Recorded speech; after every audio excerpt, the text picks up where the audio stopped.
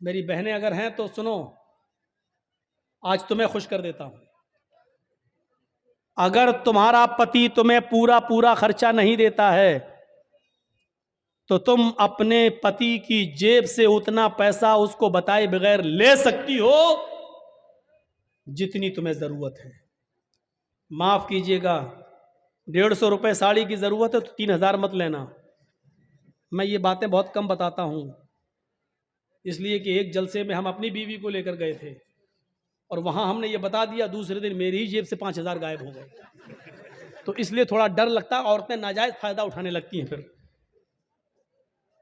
بیویوں کو چاہیے کہ وہ اپنے شوہر کی جیب سے اتنا لیں جتنے میں بچوں کا، اور وہ بغیر بتائے بھی لے سکتی ہے. اس کو چوری میں نہیں لکھا جائے گا، کیونکہ عورت آپ کے پیسوں کی حقدار ہے اور آپ اپنے بچوں پر خرچ کریں، یہ آپ کی ذمہ داری بنتی ہے.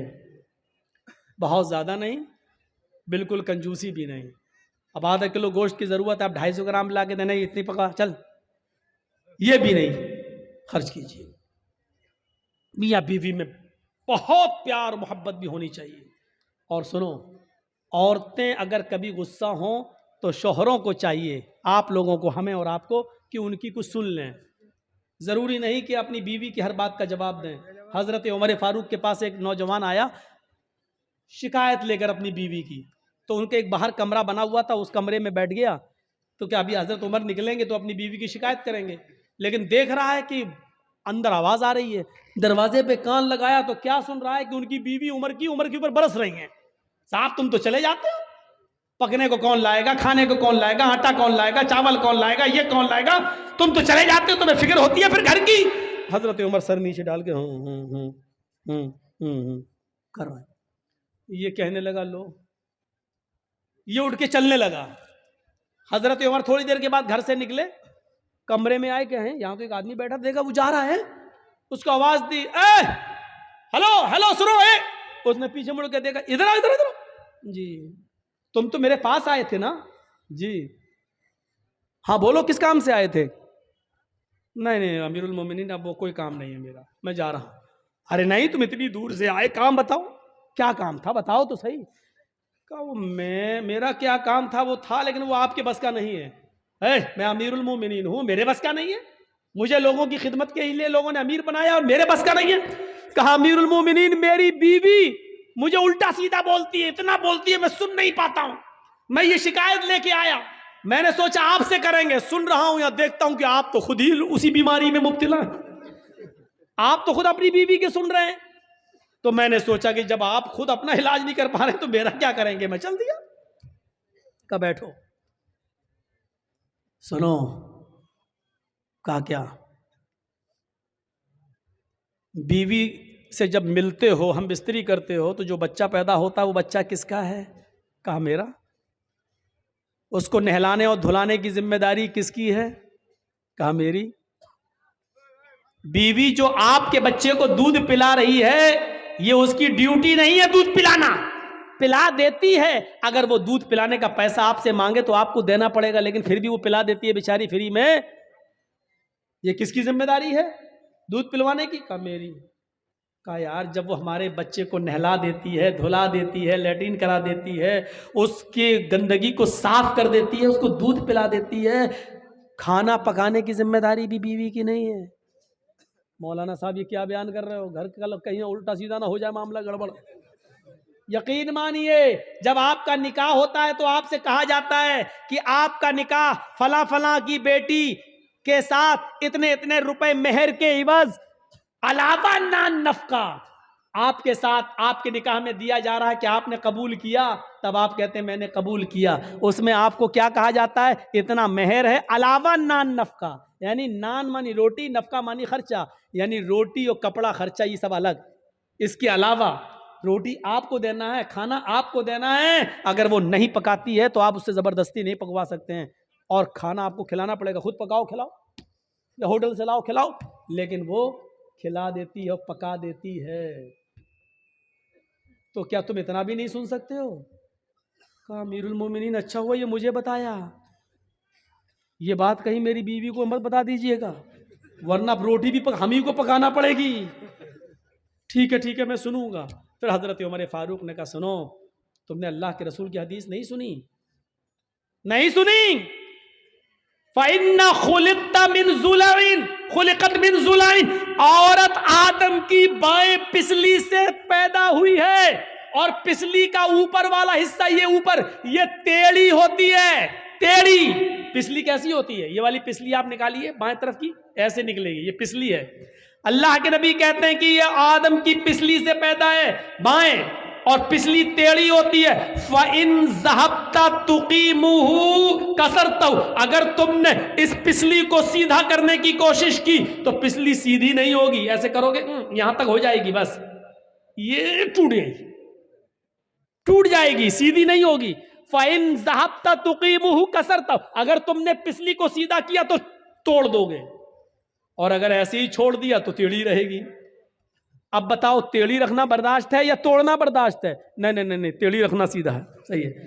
توڑنے کا مطلب طلاق, یعنی عورت طلاق لے لے گی یہ گوارا ہے, لیکن تم چاہو کہ سدھر جائے, پوری نہیں سدھرے گی. یہ یاد رکھنا. میری بہنیں برا مان رہی ہوں کہ ہم کو اتنا برا کہہ رہا ہے. میں کیا کہہ رہا ہوں, اللہ کے نبی نے فرمایا. اللہ کے رسول کو بھی سننا پڑتی تھی. ایک بار حضرت عائشہ صدیقہ ناراض ہو گئی, اور اللہ کے نبی کھجور لے کے ان کے پاس بیٹھے. عائشہ کھاؤ, اور وہ ناراض ہیں, کہتی نہیں کھاؤں گی, بھوک نہیں ہے, چہرہ پھیر لے آؤ. اللہ کے رسول ادھر آ گئے, جہاں چہرہ تھا ان کا ادھر آ گئے. ہم لوگ ہوتے تو کیا کرتے؟ کھاؤ, لو, نہیں کھائیں گے, چہرہ ایسا کر لیا, نہیں بھوک نہیں. کھا رہی کہ نہیں کھا رہی, نخرے دکھا رہی, کھا, ایک تو منا رہا ہوں. ہم لوگ ادھر نہیں جائیں گے. اللہ کے رسول نے ادھر آ گئے, کھاؤ عائشہ کھاؤ. میں نے کہا نا مجھے بھوک نہیں ہے, پھر چہرہ گھما لیا. آپ پھر ادھر آ گئے, عائشہ نہیں, زیادہ نہیں, چلو کھاؤ, غصہ تھوکو, بسم اللہ, اللہ کے نام سے شروع کرو, چلو اللہ کا نام لو, کھاؤ. حضرت عائشہ بھی جانتی تھی زیادہ نہیں کہلوانا چاہیے. 2 بار کہلوایا, تیسری بار موقع نہیں دیا, لیکن طنز مار دیا. کھجور اٹھا کے کہتے کھاؤ, ایسے بسم اللہ, اللہ کا نام لے کے کھاؤ. اس سے پہلے کہ میں اپنے باپ کا نام لے کے کھاتی تھی, اللہ ہی کا نام لے کے کھاتی تھی. یہ کہا اور کھانا شروع کر دیا. یہ تھی میاں بیوی کی نوک جھوک, کوئی بری بات نہیں. لیکن منانے کا اسٹائل دیکھو, لے کھاؤ, نہیں, ہم لوگوں کی طرح نہیں, دکھا, نخرے مت دکھا, چل کھا لے, منا رہے ہیں نا ابھی. اللہ کے رسول نے ایسا کبھی نہیں کہا. لو, آ گئے ادھر. یہ ہوتا تھا. حضرت عمر نے کہا, اگر اللہ کے نبی نے کہا اگر تم اس کو سیدھا کرو گے تو ٹوٹ جائے گی, اور ایسے ہی چھوڑ دو گے تو ٹیڑھی رہے گی. یعنی کچھ ٹیڑھا پن منظور کر لو, عورت کے اندر کچھ کمیاں ہیں برداشت کر لو, لیکن سیدھا کرنے کی کوشش کرو گے تو ٹوٹ جائے گی, طلاق ہو جائے گی. کتنی بہترین چیز بتائی. وَأَنفِقْ عَلَىٰ عَيَالِكَ, اپنے بیوی بچوں پر خرچ کرو, حیثیت کے مطابق, استطاعت کے مطابق. عورت کو بھی چاہیے کہ اپنے شوہر کی معاملہ دیکھے, بیچارہ بزنس کرتا ہے یا رکشہ چلاتا ہے یا مزدوری کرتا ہے, اسی حساب سے وہ اپنے شوہر سے اپنے خرچ کا مطالبہ مانگے, زیادہ مطالبہ وہ نہ کرے. یہ کتنی چیزیں ہو گئیں؟ 8. اور 9ویں چیز, ہاں یہ تھوڑی سی سخت ہے, وَلَا تَرْفَعْ عَنْهُمْ عَصَاكَ عَدَبًا, اپنے بیوی اور بچوں کی اوپر سے ڈنڈا مت اٹھاؤ. ادب سکھانے کے لیے لاٹھی ڈنڈا رکھے رہو, یعنی کبھی کبھی مارنے کی ضرورت پڑ سکتی ہے, ہلکی پھلکی مار سکتے ہو, ہلکی پھلکی مار. وہ بھی کب بتا دیا کہ جب وہ تمہارے بستر پر کسی ایسے آدمی کو آنے دیں جس کا آنا تمہیں پسند نہیں ہے, یعنی بستر تمہارا اور غیر مرد کو وہ اپنے بستر پہ بلائیں, تب تم اپنی بیوی کو مار سکتے ہو, لیکن ہلکی مار, اتنی نہیں کہ جب پنچایت بیٹھے تو پیٹ کھول کے دکھائے دیکھو کتنے داغ پڑ گئے, اتنا مارا پیٹ سوج گئی, اتنی مار نہیں. وہ بھی ایک بات پر بس, کب؟ جب وہ تمہارے بستر پر کسی غیر مرد کو بلائیں. میرا مطلب آپ سمجھ رہے ہوں گے, یعنی آپ کو چھوڑ کر کسی غیر مرد سے تعلق قائم کر لیں, تب آپ اپنی بیوی کو مار سکتے. اس وقت بھی طلاق مت دیجئے, اس وقت بھی سمجھائیے, ماریے ہلکی تاکہ وہ سدھر جائے. بستر الگ کر دیجئے, کمرہ الگ کر دیجئے, لیکن گھر میں ہی رکھیے آپ اس کو. ہو سکتا ہے اللہ تعالیٰ پھر محبت پیدا کر دے. میرے بھائیوں, اور اس کے بعد بھی نہیں سدھرتی ہے تب طلاق کی نوبت آتی ہے۔ یہ 9 چیزیں ہو گئی ہیں۔ وَلَا تَرْفَعْ عَنْهُمْ عَصَاكَ غَضَبًا وَأَخِفْهُمْ فِي اللَّهِ، اور اپنے بیوی بچوں کو اللہ سے ڈراتے رہو۔ اللہ کے نبی نے اپنی بیوی بچوں کو اللہ سے ڈرایا۔ یا فاطمہ بنت محمد انقذی نفسک من النار، میری بیٹی فاطمہ دنیا میں عمل کر، یہ مت سمجھنا کہ تیرا باپ نبی ہے تجھے اللہ کے عذاب سے بچا لے گا، نہیں، دنیا میں عمل کر، تیرا باپ قیامت کے دن کوئی کام نہیں آئے گا۔ سلینی من مالی ما شئت انی لا اغنی عنک من اللہ شیئا، میری بیٹی دنیا میں جو چاہے مجھ سے مانگ لے، جو لینا چاہے مجھ سے لے لے، میں دینے کے لیے تیار ہوں، لیکن قیامت کے دن میں تجھے اللہ کے عذاب سے نہیں بچا سکتا، تجھے عمل کرنا ہوگا۔ اللہ سے ڈرایا۔ آپ بھی اپنے بیوی بچوں کو اللہ سے ڈراتے رہیے۔ 12:40 ہو چکے ہیں میرے بھائی، ہم اللہ سے دعا کرتے ہیں کہ بار الہ ہماری خطاؤں کو معاف فرما دے، ہمارے گناہوں کو بخش دے، یہ 10 چیزیں ہمارے اندر پیدا فرما دے، شرک سے ہمیں بچا لے، ماں باپ کا فرما بردار بنا دے، 5 وقت کا نمازی بنا دے، شراب ہم کو اور ہمارے معاشرے کو شراب سے پاک و صاف کر دے، گناہوں کے کاموں سے ہمیں بچا لے۔ اے اللہ جب تک تو ہمیں زندہ رکھ، اسلام پر زندہ رکھنا، اور جب ہمارا خاتمہ ہو تو ایمان پر ہمارا خاتمہ فرمانا۔ وما علینا الا البلاغ المبین وآخر دعوانا ان الحمد للہ رب العالمین۔ السلام علیکم ورحمۃ اللہ وبرکاتہ۔ آپ لوگوں سے گزارش ہے کہ جو لوگ تعاون کرنا چاہیں، ہیلپ کرنا چاہیں، مدرسہ ہے نا، تو مدرسے کے لیے آپ زیادہ سے زیادہ دیں۔ آپ نے اور لوگوں کو دیا، میں تھوڑی دیر بیٹھتا ہوں، اچھا دیکھتا ہوں مجھ سے کتنی محبت ہے آپ کو۔